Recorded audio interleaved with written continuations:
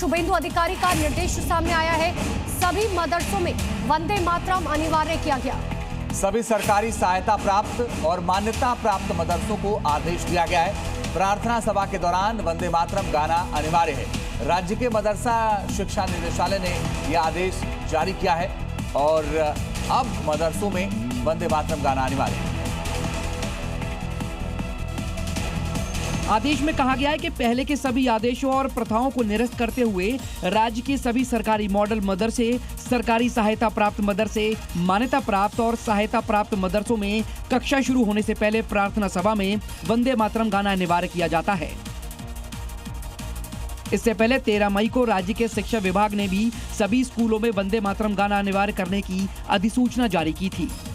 और बड़ी खबर यह है कि पश्चिम बंगाल में आज से सीएए लागू है। बांग्लादेशी घुसपैठियों को डिपोर्ट किया जाएगा। डीजीपी और गृह सचिव को निर्देश जारी किए गए हैं। घुसपैठियों को बीएसएफ के हवाले किया जाएगा। घुसपैठियों को बांग्लादेश निर्वासित किया जाएगा। और इसके बाद शुभेंदु अधिकारी का बयान कि निर्णय देश के हित में है।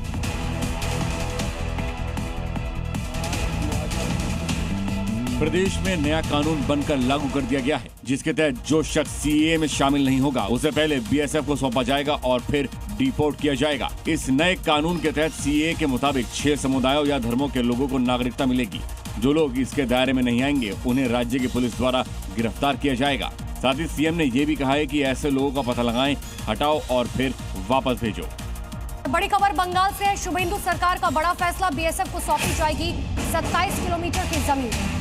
2 हफ्तों में ये जमीन सौंप दी जाएगी। सीमा पर बाड़ लगाने और बुनियादी ढांचे के विकास के लिए ये जमीन सरकार देगी। जहां भी जरूरत होगी और जमीन दी जाएगी। ये शुभेंदु की सरकार बनने के बाद ये तय हुआ है और शुभेंदु अधिकारी ने भी फैसला लिया है। 2 हफ्ते में ये जमीन सौंपी जाएगी। पश्चिम बंगाल में बांग्लादेश बॉर्डर से घुसपैठ बहुत ही जल्द इतिहास बनने वाली है, क्योंकि वादे के अनुसार पश्चिम बंगाल की सरकार ने बांग्लादेश बॉर्डर पर फेंसिंग के लिए जमीन सौंप दी है और बहुत जल्द बीएसएफ फेंसिंग लगाने का काम शुरू कर देगी, जिसके बाद बांग्लादेश से घुसपैठियों का आना लगभग बंद हो जाएगा। फिलहाल पश्चिम बंगाल सरकार ने बीएसएफ को 27 किलोमीटर जमीन दी है, लेकिन सीएम शुभेंदु अधिकारी ने साफ कह दिया है कि अगर बीएसएफ को और ज्यादा जमीन की जरूरत है तो और भी जमीन दी जाएगी। मतलब सरकार का इरादा साफ है कि बांग्लादेशी घुसपैठियों को पश्चिम बंगाल में घुसने से रोकना है। पश्चिम बंगाल में सत्ता संभालने के बाद से शुभेंदु अधिकारी फुल फॉर्म में नजर आ रहे हैं। इस दौरान उनके एक फैसले ने नॉर्थ ईस्ट के 8 राज्यों को सुरक्षा कवच देने का काम किया। दरअसल शुभेंदु अधिकारी ने फैसला लेते हुए चिकन नेक का जिम्मा केंद्र सरकार को सौंप दिया, जिसे कई सालों से ममता सरकार दबाए बैठी थी। जबकि शुभेंदु अधिकारी ने फैसला लेते हुए नेशनल हाईवे के 7 हिस्सों को केंद्र को सौंपने का निर्देश दिया है। सौंपे गए 7 हिस्सों में से 5 सिलीगुड़ी कॉरिडोर या चिकन नेक से होकर गुजरते हैं। ये 60 किलोमीटर लंबा एक इलाका है जो अपनी सबसे संकरी जगह पर महज 20 से 22 किलोमीटर चौड़ा है। इसे मैप के जरिए समझिए। बंगाल में मौजूद ये एरिया नेपाल, भूटान और बांग्लादेश के बीच फंसा हुआ है, जबकि इसके उत्तर में सिक्किम के पार चीन है।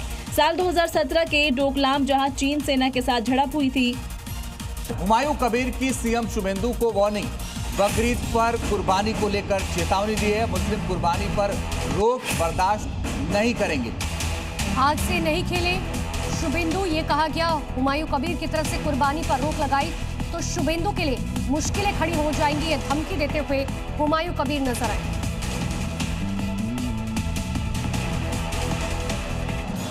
ईद पर बंगाल में बीफ के बहिष्कार और नमाज के मुद्दे पर एजेयूपी के राष्ट्रीय अध्यक्ष और विधायक हुमायूं कबीर ने शुभेंदु सरकार को बड़ी चेतावनी दी है।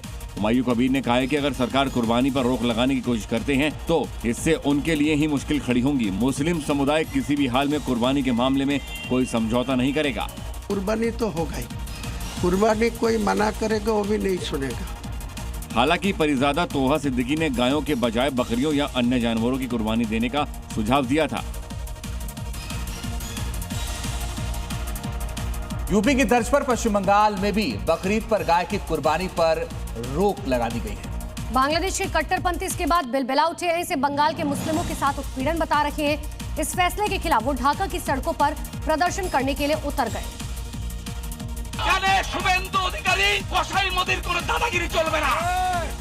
ढाका में हो रहा ये विरोध ही नारेबाजी सिर्फ इसलिए कि बंगाल में गाय की कुर्बानी पर कई तरह के प्रतिबंध लगा दिए गए हैं, जबकि बंगाल के कई मौलाना समर्थन कर रहे हैं। कि आप गाय की कुर्बानी न करें, बल्कि कुर्बानी नहीं बल्कि हमेशा के लिए गाय का गोश्त खाएं ही नहीं। पर ढाका के कट्टरपंथी इसे मुस्लिमों पर अत्याचार बता रहे हैं। यदि हमारे गरु कुर्बानी बंद है तो तादेर छागल कुर्बानी बंद करते हैं। बैनर और पोस्टर लिए सैकड़ों की संख्या में उतरे इन जिहादियों ने ढाका में मौजूद भारतीय दूतावास का घेराव किया, जंग लड़ने की गीदड़ भभकी तक दे डाली।